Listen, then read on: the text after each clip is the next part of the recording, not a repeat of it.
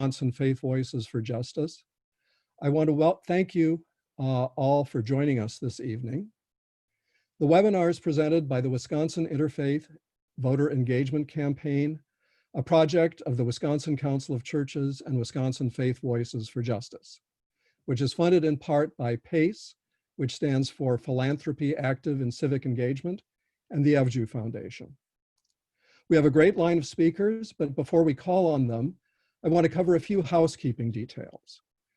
First, we're muting everyone but the speakers for the duration of the webinar. We'll have time for questions and answers at the end, but we ask that you submit your questions using the chat box. That's the little word balloon button at the bottom of your screen. Click on the button, type your question, sending it to everyone, and press return. We'll ask the speakers as many questions as we have time for, combining similar questions to save time and avoid repetition. Also, the webinar will be recorded and you'll be sent a link to the recording within the next few days. So without further ado, I'd like to introduce our first speaker, Lieutenant Governor Mandela Barnes.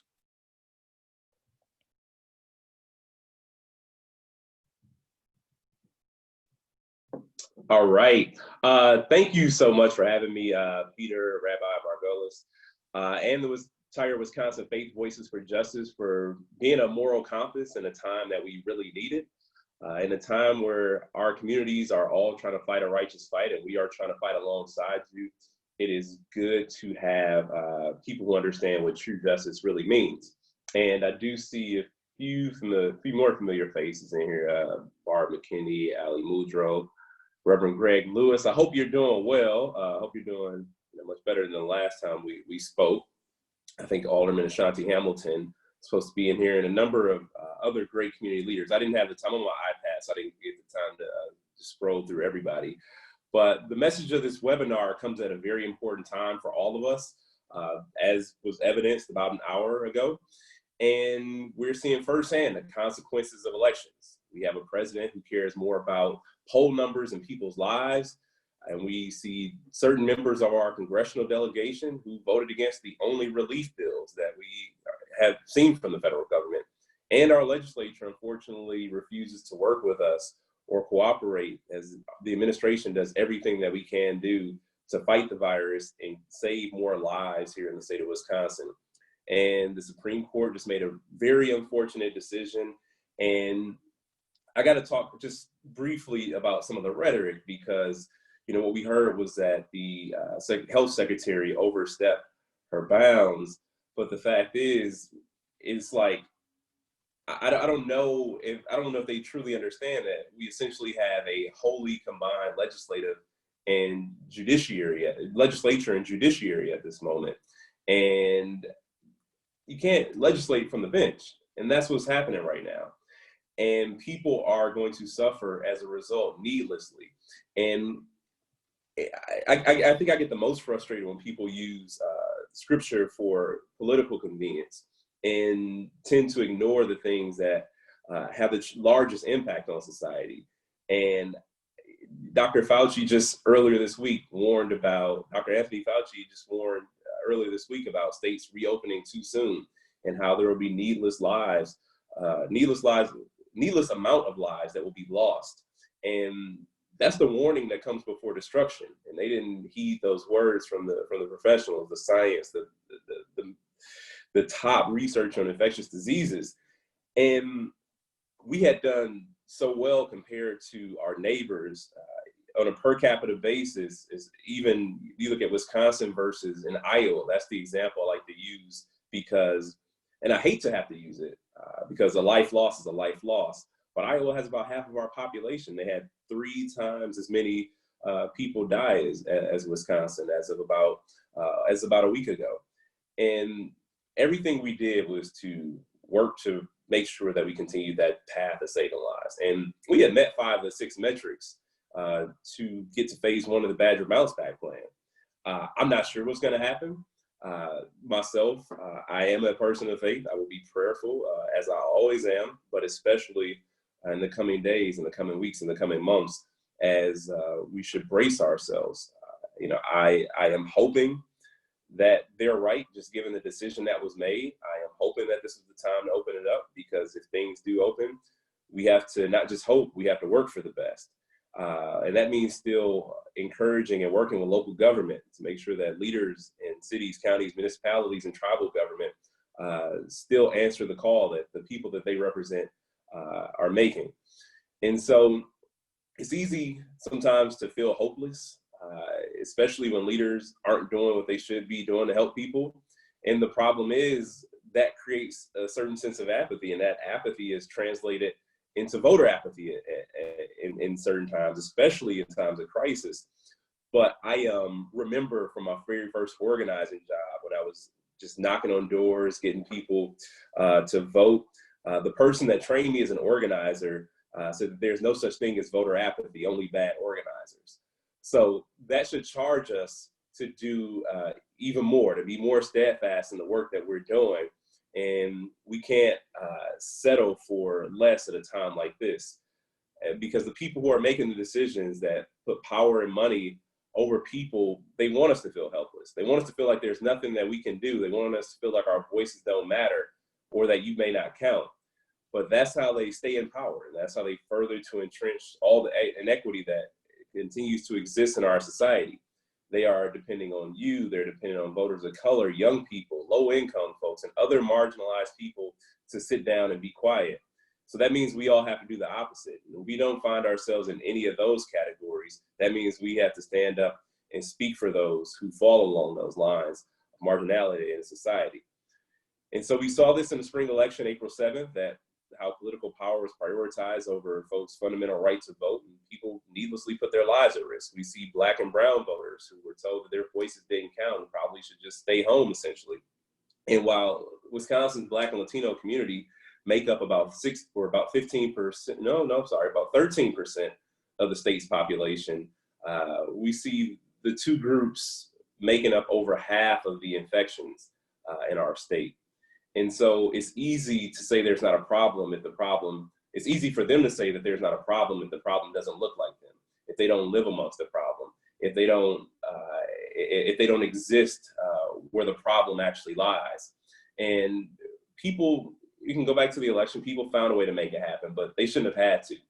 But that's why everyone who is able to vote needs to have a plan to prepare and ensure that your votes are counted, and also have a plan to help somebody else figure it out.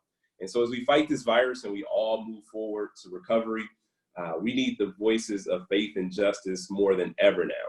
We need you to be heard and we need every governing body at every level to hear from you, from your school boards to your United States senators, all the way to the White House, because we can only make change happen when we speak up, when we organize, and we do the right thing. So it's a very somber time at the moment, just given just the gravity of what we're dealing with and the Supreme Court and the legislature's response to this moment. And I hope that people don't leave this webinar discouraged. I hope people leave here challenged, charged to do even more. So I want to thank you so much for having me. I truly appreciate being with you, and I look forward to partnering with you all with a lot of the work that we have to do. Thank you, Lieutenant Governor. And next we will hear by recording from Reverend Everett Mitchell, Judge with the Dane County Circuit Court.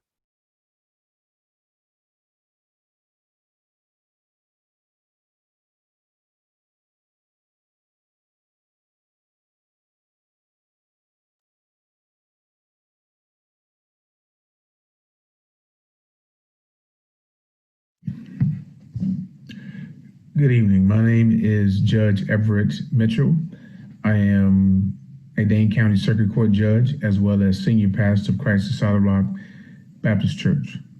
I've been asked to kind of give my thoughts and my ideas related to voting and its importance and significance, especially as a faith leader and a person of faith who has chosen to use my faith to help motivate my entrance into my judicial role. I kind of got to first back up and say that, I've been in the ministry since the age of 15 years old, and I was called to preach at a young age. And a lot of the experiences that I saw during that time, especially both in church and in community, always gave me a drive to make sure that my faith was connected to something practical, that the work that I was doing was going to make an impact on the lives of individuals. And so even as a young person, I was always committed to, the ideals of justice, ideals of fairness and equity. And even though I didn't have mentors around me who were elected officials or who had chosen to be in elected offices, I did realize that at some point there might be a need for me to think differently about how do we activate and how do we use things more appropriately. For me, the idea of voting really hit home by the time I got to Morehouse College, because that's when I was really exposed to a lot of the civil rights icons. Obviously, Dr. Martin Luther King Jr., who was an alumnus of Morehouse, was really a focus at the school. And it brought us into a space where we were thinking more strategically about how do you access power, how do you use your power to be critical about systems that oppress people, how do you deal with systemic oppression, how do you break it apart, how do you reorganize it, how do you organize against it, and how do you rebuild it so that those who are the most oppressed could be the ones who are able to find their voice and use their voice for the power or change that they wanted to see in the world. I remember reading Howard Thurman's book, Jesus and the Disinherited, and he raised a fundamental question. He asked this question like, what does the Bible have to say, and more specifically, what does Jesus have to say to the people whose backs are against the wall? And so when you think about the role that voting plays, it is a significant aspect of standing up and using our voices in the manner in which my ancestors really required for us to do so. They sacrificed, they gave their lives. And as a faith leader, I think it's important upon me to make sure that I continue to push my community to do the same thing. The Black National Anthem definitely says, lift every voice and sing till earth and heaven rings. And so those ideals of voting is about lifting every voice, making sure that every voice is counted, and then working together in the world to ensure that we push hard to ensure that these voices are heard, and that systems don't marginalize or use what they can to keep people at home, but that we use our voices and consistently use our voices to see the impact can be made. When I decided to run for judge, I was already the senior pastor of Christ of Solid Rock, and I've been pastoring the church for about 4 years. And the idea of using my law degree, I graduated from the University of Wisconsin-Madison with my law degree and Princeton from seminary. And so I realized that I spent all this time, nurturing a law degree. What was I going to use it for? And that's when the idea of running for judge became very important, because watching men and women go through the court system as a prosecutor, I realized that a lot of them didn't have the support or voices that they needed to, advocate for themselves. And it's important to have representation so that when people walked into the bench or walked into a courtroom and saw the bench, that they saw somebody that represented them, looked like them, and in some places, and hopefully understood their conversation. And by that, when I say understood their conversation, it's important to know that those experiences throughout the world matter. And as a trauma survivor, and as a man, a person of color who grew up in poverty and understands the struggles, I also understand that sometimes individuals have a sense that they don't trust these systems, and sometimes rightly so.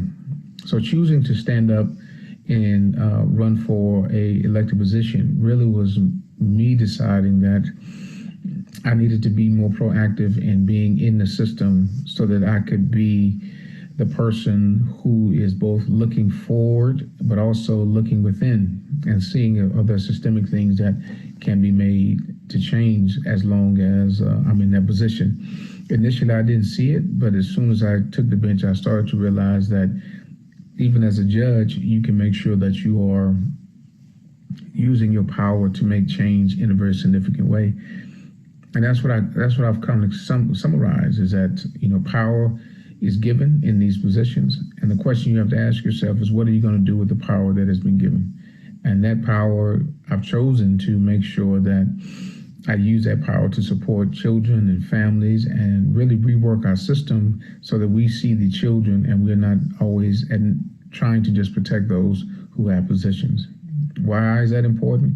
Because it's the most vulnerable of us that really do need that support. And in these positions, I get to combine both a faith that everybody knows about, but also a passion for the law, which I think is one of the cornerstones of our democracy. And combining both of them allows me to stand in the vein in which my community has always been. We've always been a people who prayed, but also people who fought and people who, lobbied. You think about Thurgood Marshall, you think about Bishop Floyd Flake in New York, you think about so countless others who went to church on Sunday, but then by Monday, they were starting to fight again for the same civil liberties that all of us enjoy today. And so it's with that great love and great passion and appreciation for that sacrifice that I do the work that I do and remain committed to ensuring that not just faith, but voices of faith are allowed to enter into this space and present a vision of a Jesus who's trying to answer, what do we have to say to the people whose backs are against the wall? God bless you, and thank you so much for this opportunity, and look forward to hearing more about the impact that we made among faith leaders and those who are trying to push for change and using their faith as a fire to do so. God bless you. Bye-bye.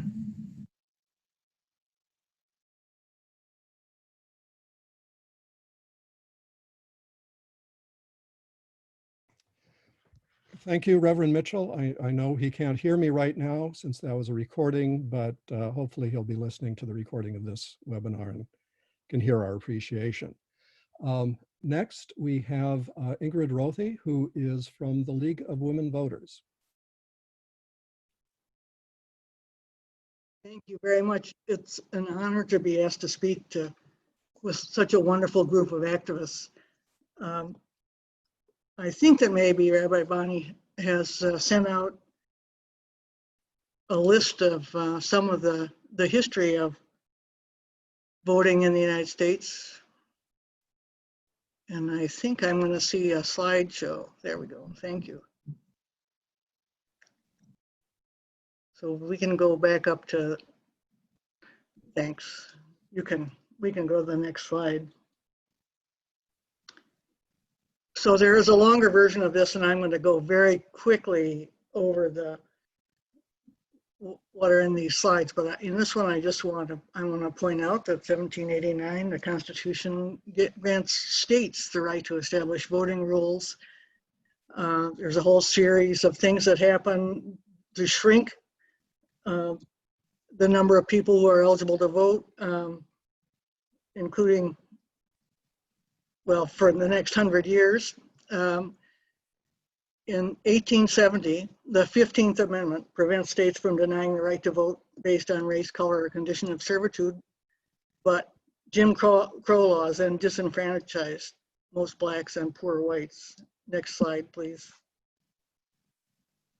Our very checkered history of a few steps forward and steps backward continues. In 1965, the Voting Rights Act of 1965, which did a lot to protect minority voting rights, was passed. But then, and it was renewed 4 times. But in 2013, the United States Supreme Court gutted the Voting Rights Act, although it's still, portions of it are still operative. Next slide, please.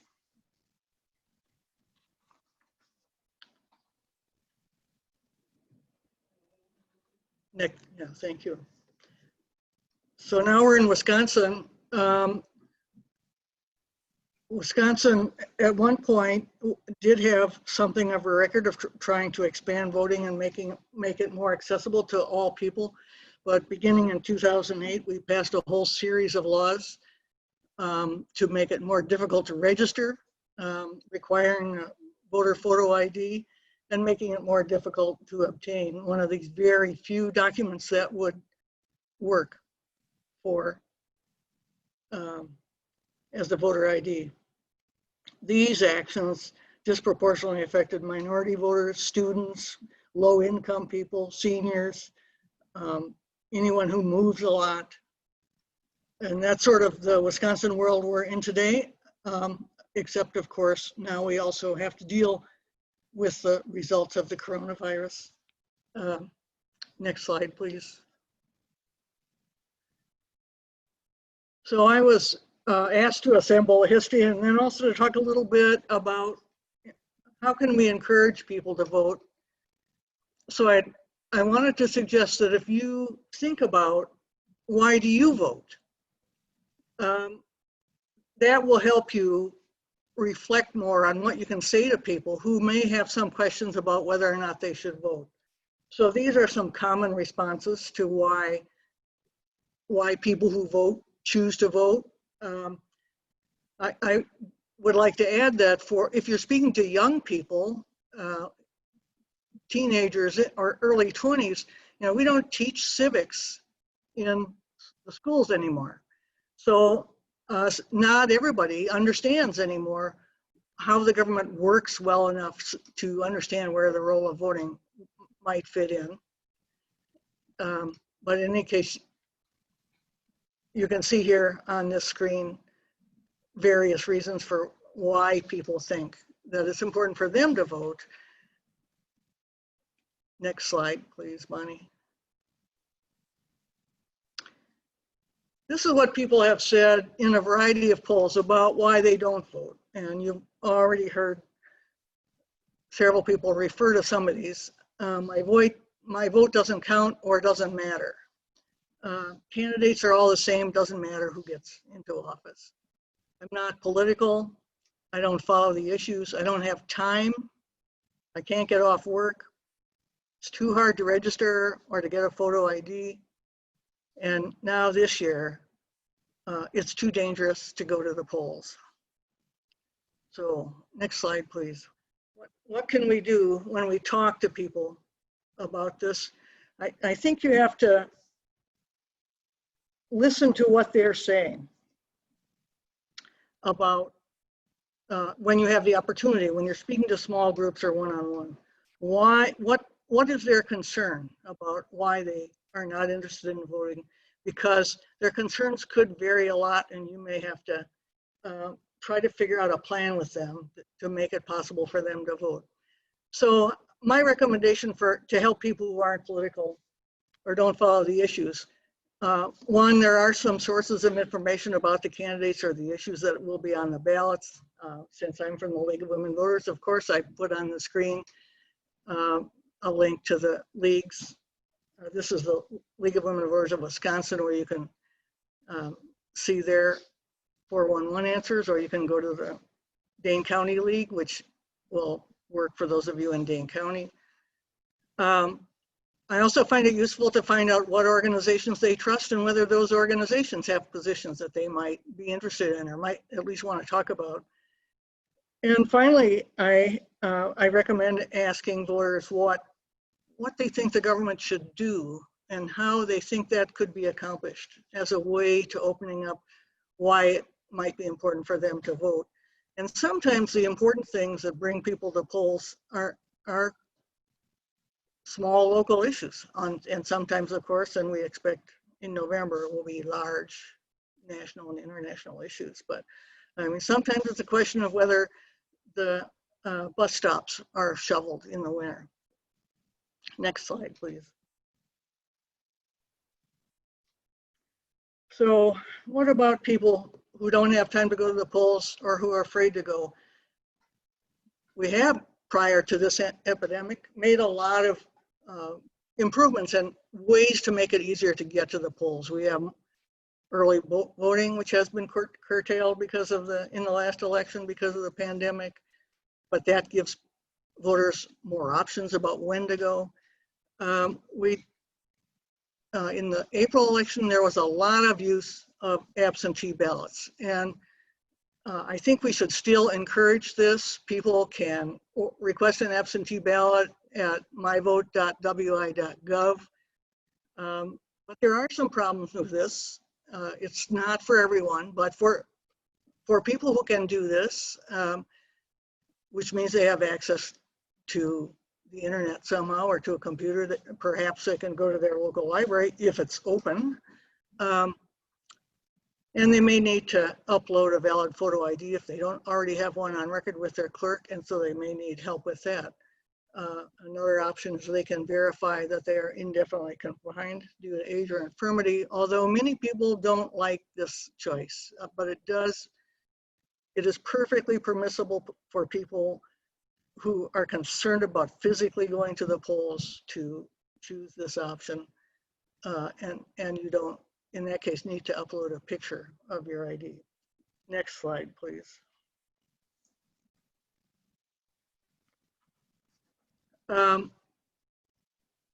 There are other ways you can request an absentee ballot if you and the voter agree that the best thing for them to do is request an absentee ballot. There are written forms. You can check with the local clerks of wherever you're working and find out what the options are for requesting an absentee ballot. Some clerks permit an email with the voter's name and address. So it's not just new people who don't usually vote, but even people who vote a lot may want to request an absentee ballot if they haven't already because of their concerns about the pandemic. One thing that we think is important is we hope that people will do this now, early, before the November election, before the August election, so that the requests will go in and won't overload the clerks right before the elections, because there are many other things the clerks are going to have to be doing before the elections. And so we want to get this rolling now. Next slide, please. So even after you've succeeded in getting people to request an absentee ballot, they may still need help. So absentee ballots are not, as I say, the panacea for the difficulty, but it's a tool that we need to use as much as we can. A big problem we discovered in the April election is the need to have a witness sign. If people either live alone, so it's not easy for them when they're sheltering in place from a pandemic to get a witness. It is possible to organize to help them. Also, people who are voting for the first time, maybe, but who live with people who aren't citizens, may need assistance in finding a witness for their absentee ballot. Next slide, please. Some people don't want to vote by absentee ballot or can't. So there are other options, and we need to help the clerks focus on how to make voting accessible to anyone. Another problem we noticed with absentee ballots this last time around was that in some places there was some difficulty with having them delivered. I suspect that mail delivery problems are perhaps worse in low-income neighborhoods, so that people may not feel that relying on the USPS is exactly what they want to do. This is the kind of thing you can explore with them. The clerk can do things like early voting, curbside voting, and just making the polling place safe for people to go to on election day. In Wisconsin, we value the right to go to the polls on election day, and in some cases, people need to go to the polls. People who aren't registered by the day of the election must go to the polls in order to register. And so we need to help the clerks make sure that it's safe for people to go to the polls. They don't have to stand in line forever, and that there's sufficient cleaning going on there. Next slide, please. So I, of course, put some places up where you could ask for assistance. If you don't know if there's a local league of women voters in your area, you can find out at this site here. Just go to the League of Women Voters of Wisconsin and click on join your local league. You don't have to join, but you will be able to see where all the local leagues are. Or you can contact the Voter ID Coalition. The number is also behind me here, 608-285-2141. Voters can call for assistance. You could call for assistance, and so we'll get back to you and chat with you. So I want to thank all of you for all the efforts that you are doing and will be doing to help make sure that everyone who wants to vote has an opportunity to exercise that right. Thank you.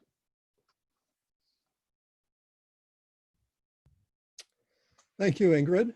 And our next speaker will be Barbara McKinney from the Madison Common Council.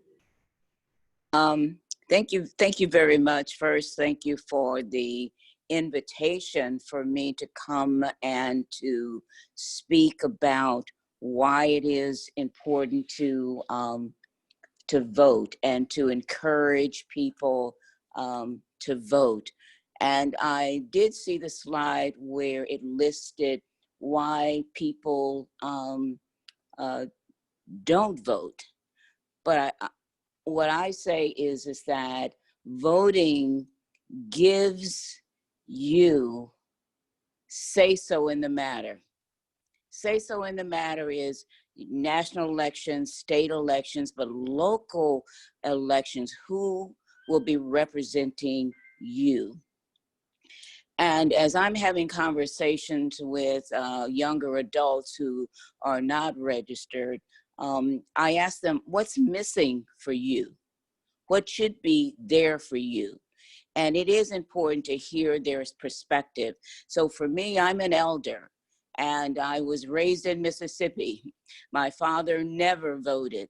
And historically, I understood the importance of the vote.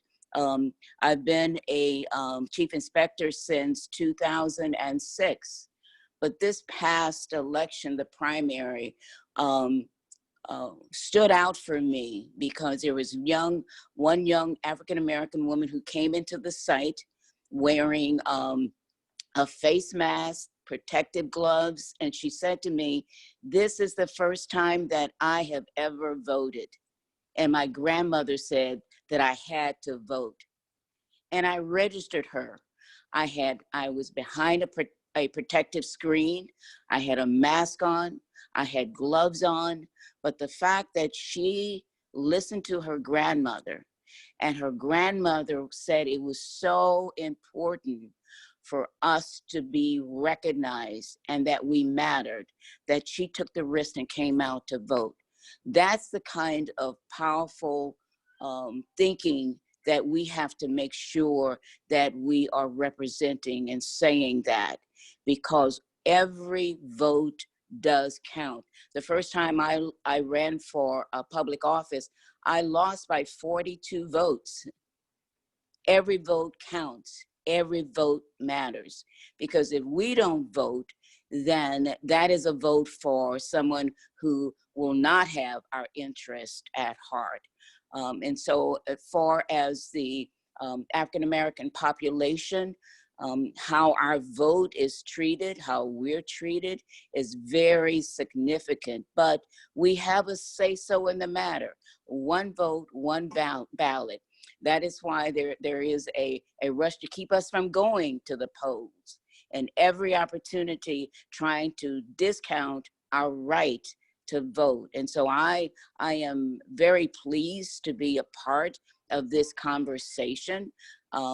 If it were not for the stay-at-home order, I'd be knocking on doors and saying, you know, I don't tell people how to vote, but I tell people to vote because you matter. And because you don't vote, you are saying, I don't matter. And so again, thank you for that opportunity to allow me to come and be a part of this conversation. Thank you, Barbara. Next speaker is Rabbi Dina Feingold.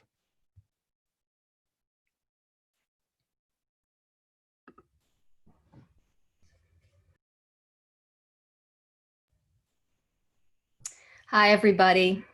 Thank you so much for the opportunity to speak tonight. The prophet Jeremiah wrote, "Seek the welfare of the city to which I have exiled you, and pray to God on its behalf, for in its prosperity you shall prosper." While I never heard this verse quoted as I was growing up, I was raised in a family in which this maxim undergirded our lives in many ways. I look at my Jewish identity and the importance of civic engagement as twin gifts handed down from my parents to me and my siblings as a treasured inheritance. In my family, one would never consider missing religious school on Sunday morning or high holiday services, no matter what other compelling activities might beckon. And surely one would never miss voting in an election, no matter how minor the races or how few were on the ballot.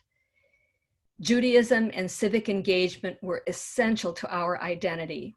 It seemed to me like they were part and parcel of the same fundamental ethic. And I want to share this evening why I think they actually are. To be clear, it does not say in the Torah, "Thou shalt vote, I am Adonai your God."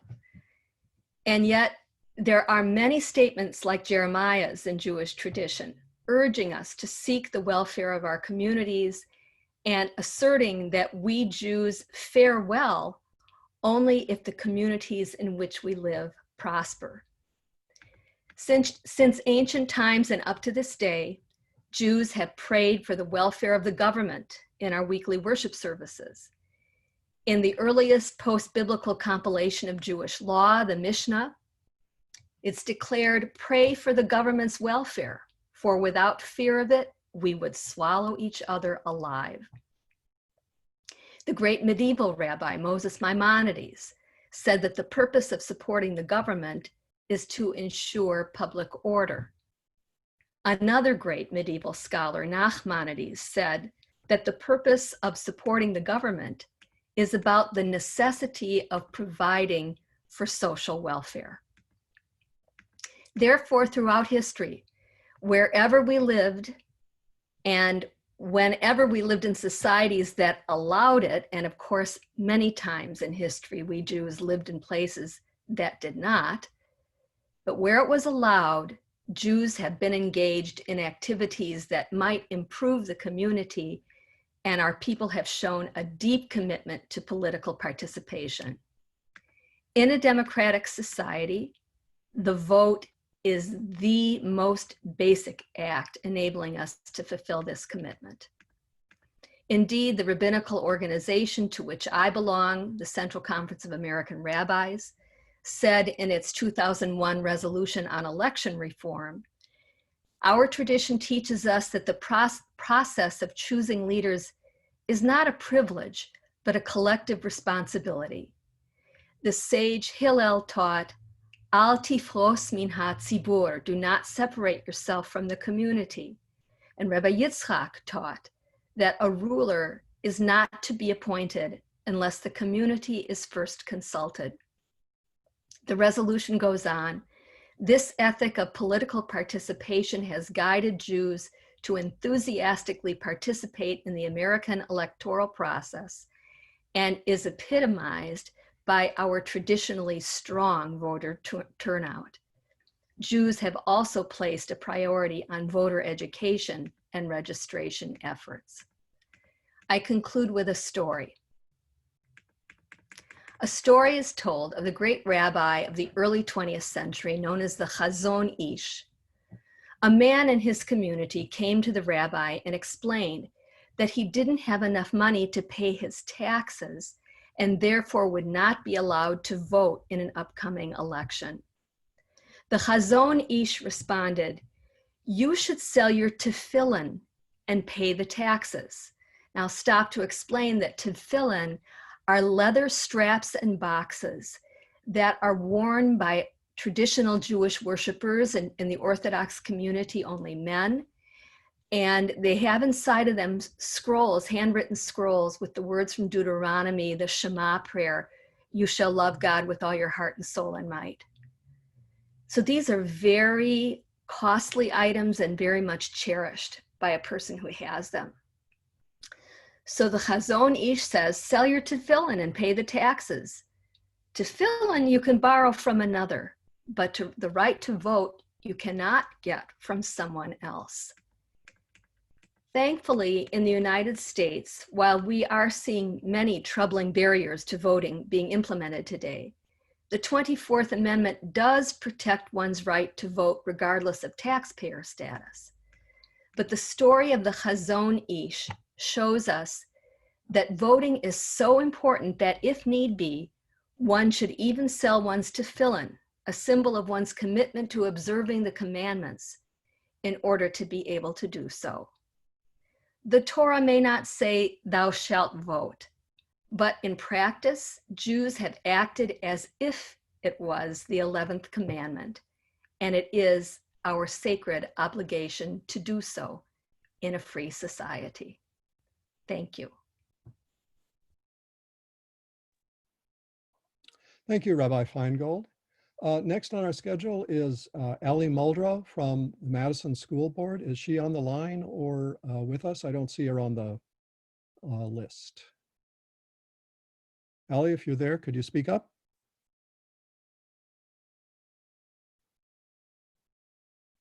Not hearing a response. We are also hoping for words from Alderman Ashanti Hamilton from the Milwaukee Common Council.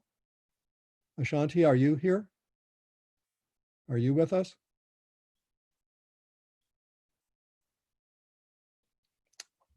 Well, in that case, we will move on to Jeremy Gregert, who is a member of the Eau Claire City Council.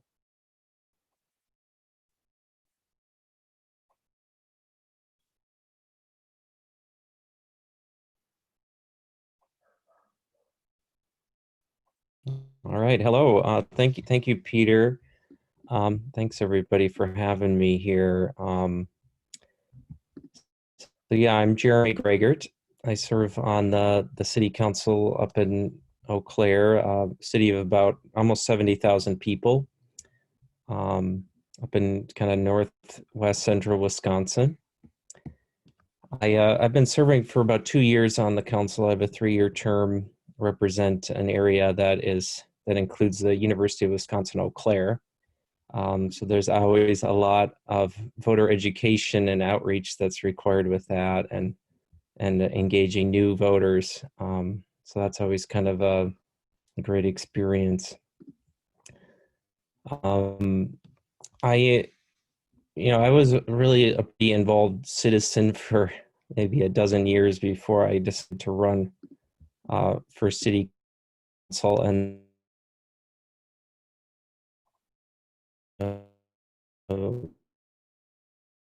the active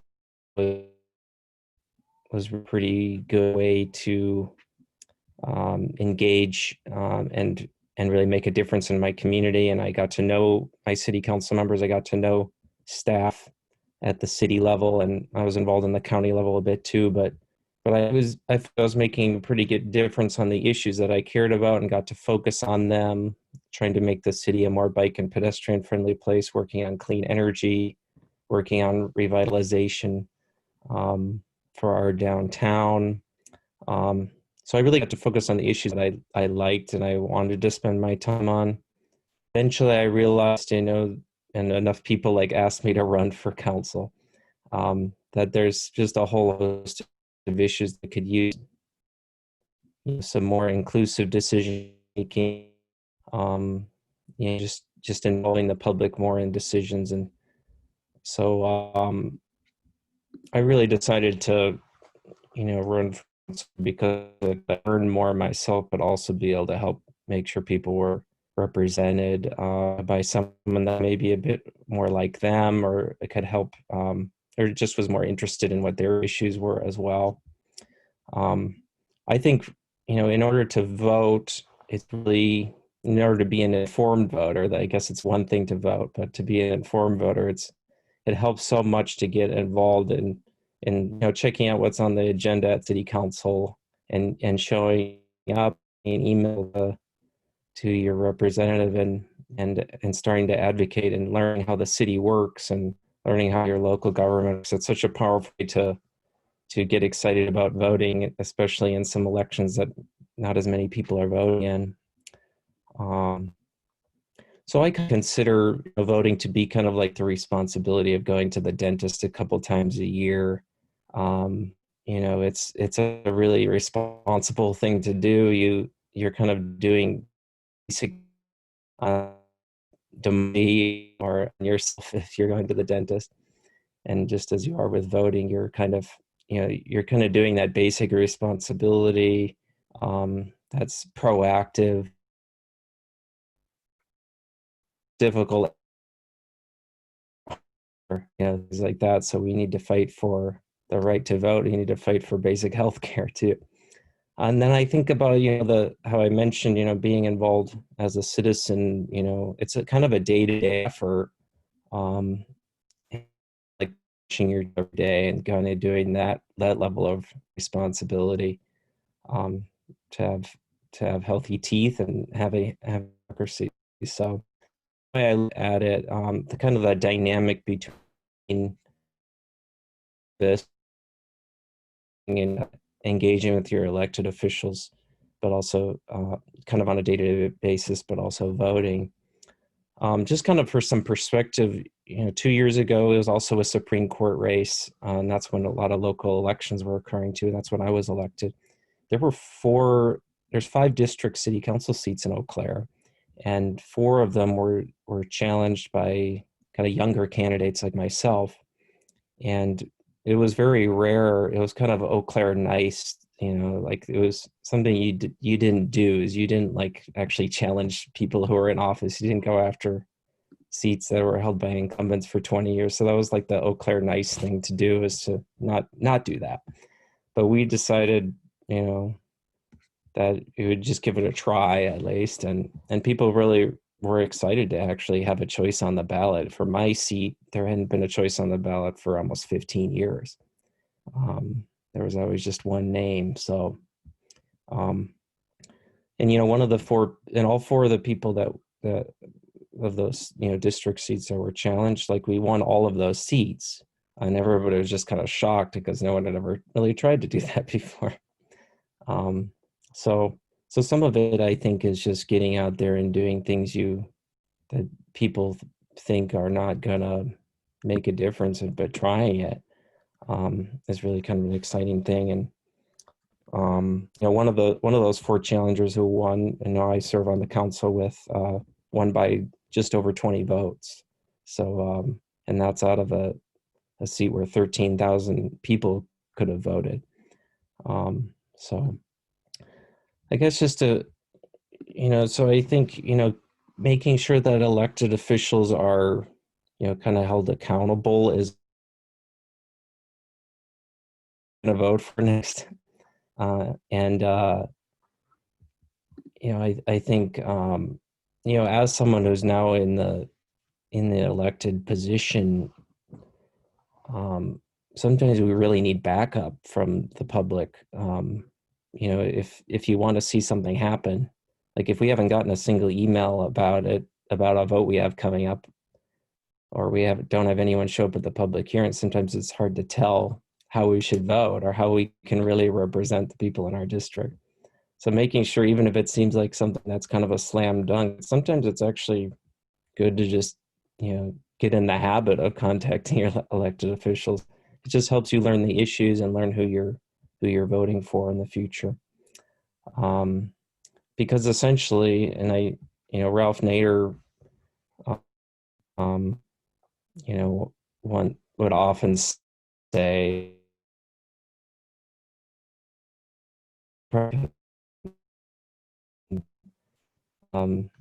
advocate for so many years. He said, if you're not turned on to politics, politics will turn on you. Now, that was always something that resonated with me as a student, and kind of got me thinking, like, well, if I'm not voting, then, I don't have a voice in this. And and if I'm not paying attention and I'm advocating, then, other people are going to advocate, and they're going to not maybe be corporations that I'm not going to agree with so much or something. But I would say, being in that elected official spot, another, there's someone that, named Mark Reynolds, who maybe none of you have met, but he's a climate activist with Citizens Climate Lobby. He said that politicians do not create political will, they respond to it. So I think that's another important thing, is they don't just respond to the people at the voting booth, they respond to where the grassroots is. So making sure you're including kind of your voice, not just at the polls, but kind of on a day-to-day basis, is something I just wanted to share. So that's what I have for you. Thanks a lot for having me.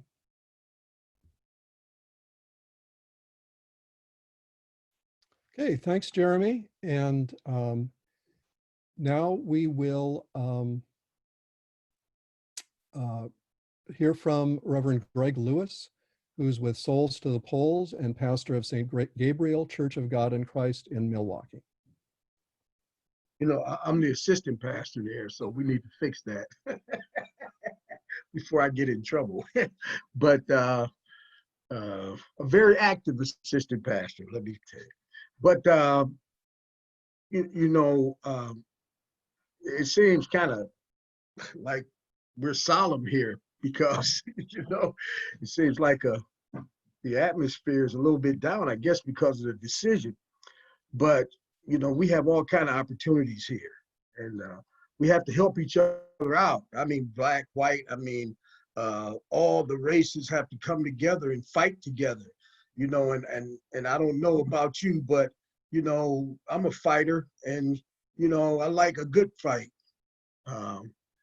I think that we need to ask ourselves the question, am I my brother's keeper? And yes, I am. I am my brother's keeper. And we need to encourage one another. And I want to encourage you tonight because, this is, nothing. What we're facing here is coming, so we have to get ready for a great battle. But I think, the victory is already ours. I know I'm talking like a preacher, but the victory is ours. See, we're the moral compass of our communities, and right is on our side. And, I remember I was watching The Godfather, and Michael was going to Cuba because Hyman Roth wanted to set up businesses there. And when he was going there, he was driving along and his chauffeur, and he saw something that really shocked him. There was one of the Cuban revolutionaries just tied down with dynamite. And he got out of his car and ran and jumped into a car of some of the Cuban army leaders, generals, commanders. And he gave his life and blew up those commanders because that was his resolve was just so powerful that he was willing to give his life for his country, the revolution. And when Michael got to the hotel and Hyman Roth said, Michael, you haven't given me your $2 million yet. And Michael said, I saw something. I saw this revolutionary give his life for his cause. And, an army that fights like that, I don't believe they can, he said, an army that fights like that and is willing to give up their lives like that, I don't believe they can lose. That's what I saw on April 7th, when I saw my people out there standing in line, risking their lives. I said, an army like that, we can't lose. That's why I'm so very, very hyped up and I'm geeked up about what we need to do, because I know people out here are willing to help, And I also know some of these people don't care about us, but they haven't cared about me since I've been born. So that doesn't bother me anymore. We still have to count bubble gum and recite the Constitution just to vote. They still put obstacles in our way, but that doesn't stop anything. I was even a victim of this virus. I like to die in my bedroom just to the left of me. but I survived it. And when I was dying, I was not afraid. So I knew that God was with me, and I knew that my faith was strong. I didn't start feeling any fear until I knew I was going to make it, because I know how hard life is. So we can't pretend like this is going to be easy. We have to navigate ourselves through these situations, and we have to continue to organize, and we have to organize as Wisconsin Faith Voices for Justice. We have to organize like this. We have to put our powers together. We have to put our energies together. We can't lose, gang, because we are on the side of right. We need to continue to fight. We need to continue to register voters, get these people photo IDs, talk about absentee ballots. And some people are having problems with the absentee ballots, but I'll tell you something, I'm having problems with standing in line for 3 hours. I'm having that problem. I'm having problem with people who cannot organize themselves on the last day to go vote and get turned away over and over again. I think we need to vote early, and we need to vote absentee. And I don't, you know, there in Sherman and one of the areas in our city, they had 60% voter turnout, absentee voters, Sherwood. And that says something to me. If we can organize ourselves to educate our people, we can organize to make sure that people understand what happens with these absentee ballots, with these absentee applications. You know, we can't just talk about what's wrong. See, because life is not going to be smooth, gang. Life is never smooth. We always have to navigate situations because something's always going wrong. That's what this world is all about, going wrong. We are the moral compass. We have to navigate, get it back on track. And that's what we need to look at and how we need to see things. We're organizing churches right now. We're asking leaders to contact your members, members contact your relatives and friends and neighbors, and let's find out who's not registered. Let's find out who needs IDs, and let's get them fixed. Let's do that, and let's do as many as we can, because I believe if we do the work, God will bless it. And I just don't, you can't convince me that he won't. And we're getting ready for the purge. See, I'm not waiting for a bird to just fly in my mouth so I can eat. I'm going to go get a chicken, pluck it. I'm going to kill it. I'm going to do all the things I need to prepare myself for dinner. We have to do the work, gang. We have to do the work. So I'm asking everyone to help. Community, along with the faith-based organizations. Everybody's got to help. I'm talking about everybody. I'm talking about underground, overground, off the ground. Everybody has got to help. And we have to get this thing back in place. We have to navigate. We're the navigators. We have to stand strong together.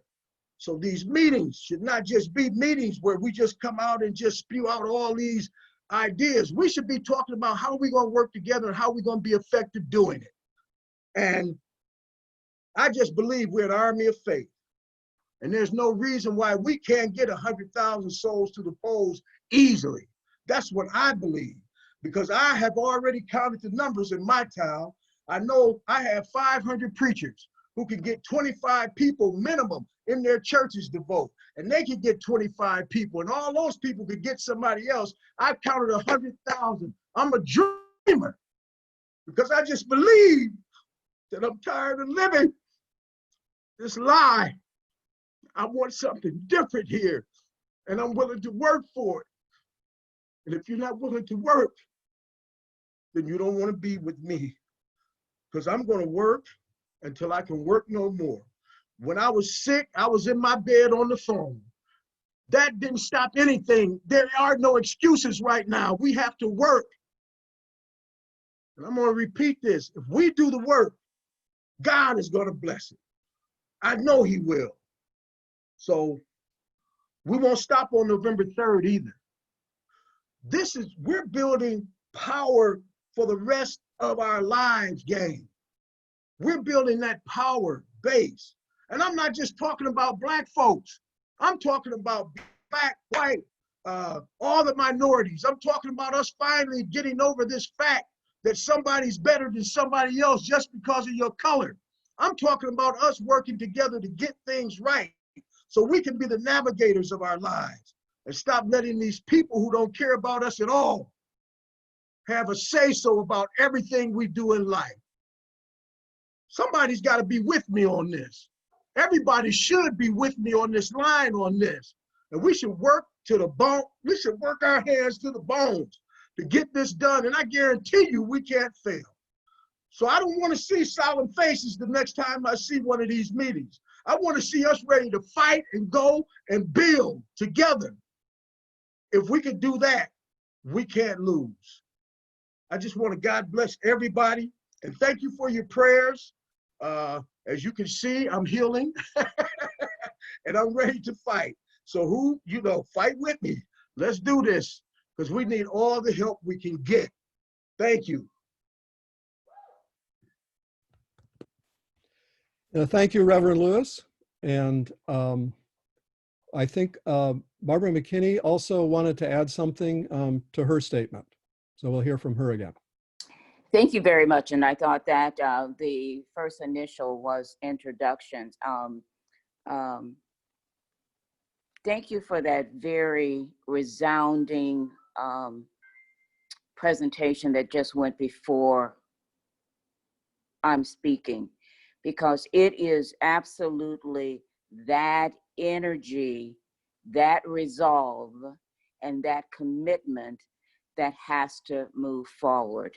I remember at the when President Trump was elected, I was working the polls, and when I realized that he was going to be the next president of the United States, I went home, got in the bed, and pulled the cover over my head.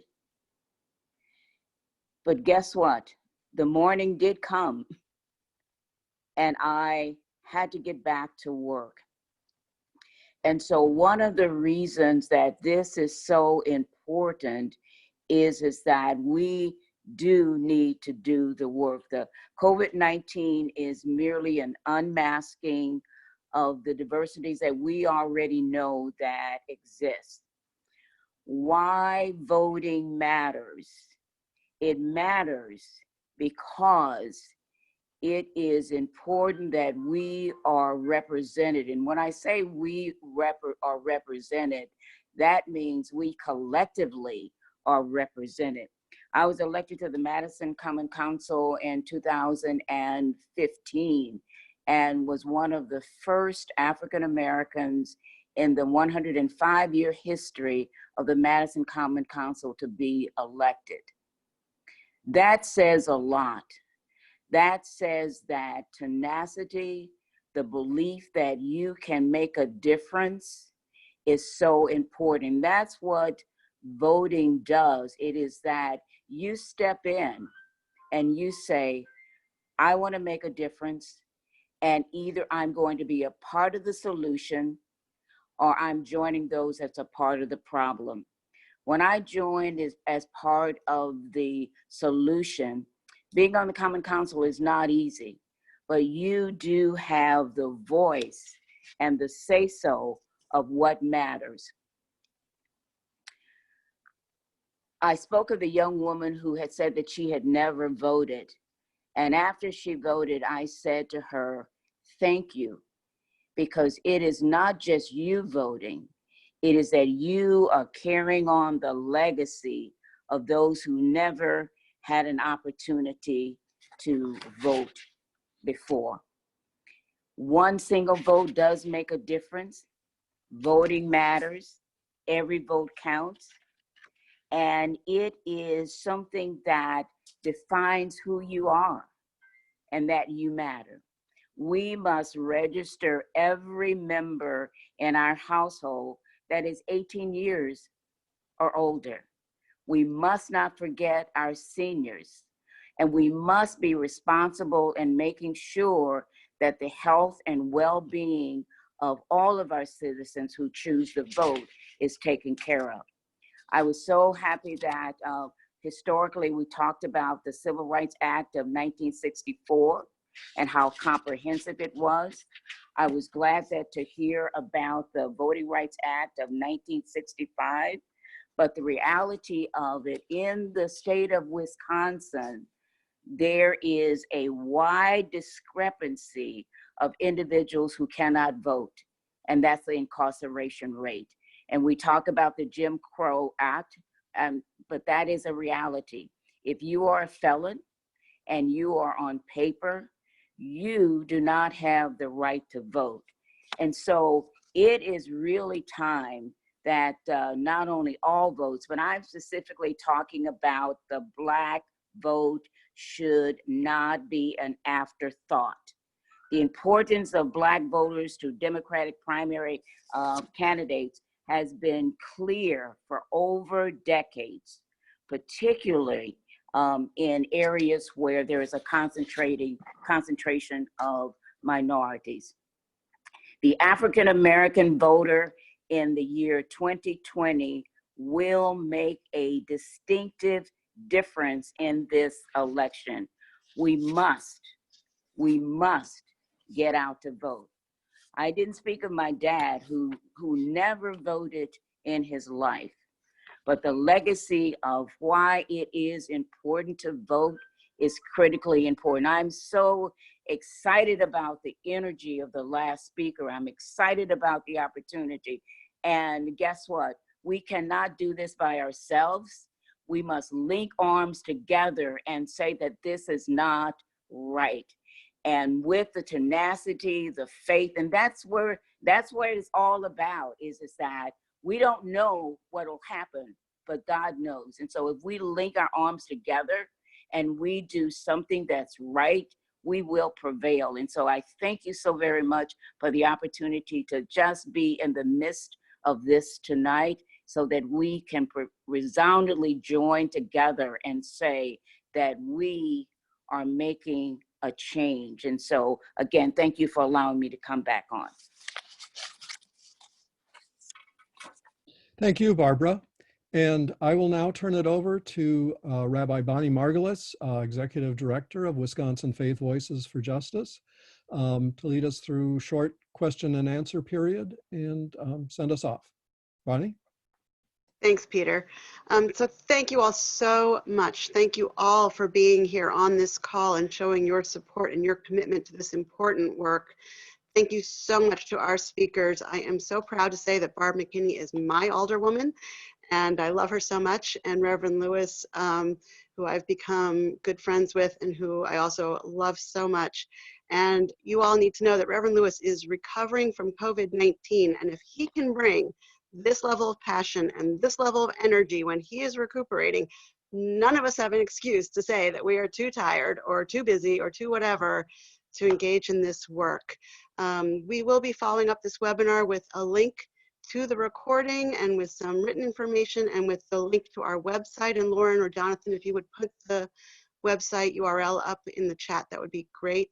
We really want everybody to be engaged in this work. I know so many things have changed since we've been in social isolation, and a lot of things we thought we were going to be able to do on the ground have been moved online. We are very sad and very frustrated at the Supreme Court's decision tonight to stay the governor's safer at home order. Please continue to stay safe, and please try and stay at home. Despite the Supreme Court's order, that's what's going to keep us safe and healthy and alive. And particularly for our most vulnerable populations, the elderly, the African American, Latinx, and Native American populations that have been so disproportionately hit by this virus.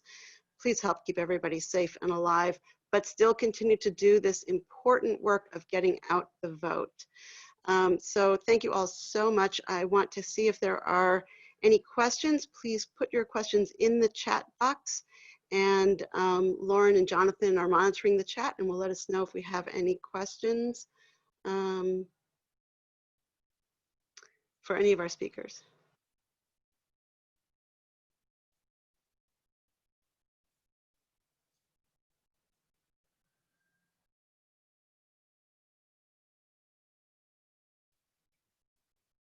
And Jonathan put the URL for our Interfaith Voter Wisconsin Interfaith Engagement Project on the chat, so you can all check out our website and all of the resources that are there. We're going to continue to load that website with resources, and we are building a calendar. There are several people on this call right now who are involved with All Voting is Local and League of Women Voters and Souls to the Polls and other organizations. Please send us your information so we can put it on the calendar and share it on our website so we can get all of our volunteers connected with all the great work that everyone is doing. Jonathan, Lauren, do you see any questions?